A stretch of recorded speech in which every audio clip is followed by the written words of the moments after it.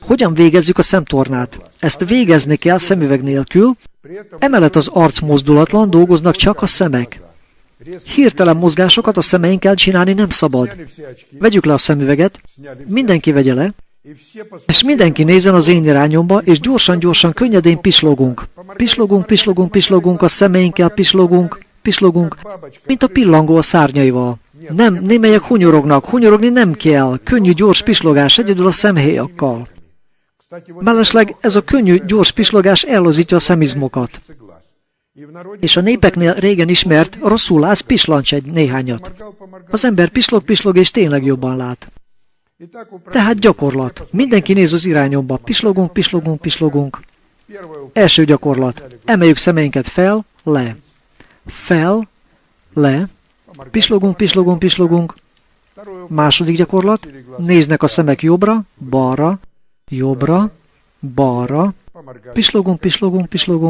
Harmadik gyakorlat, átlós. Emeljük szemeinket jobbra fel, aztán balra le. Jobbra fel, balra le. Pislogunk. Most fordítva. Balra fel, jobbra le. Balra fel, jobbra le. Pislogunk.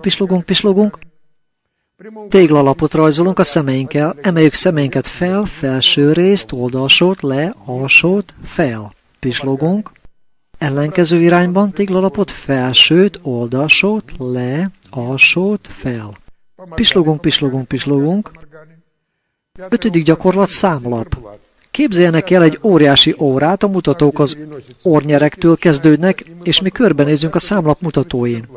Emeljük 12 órára szemeinket, és körbe. 3 óra, 6, 9, 12.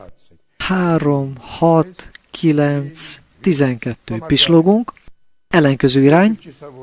12, 9, 6, 3, 12. 9, 6, 3, 12. Pislogunk.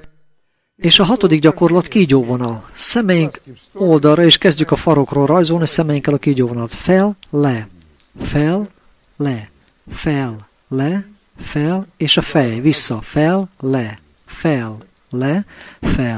le, és a farok. Pislogunk.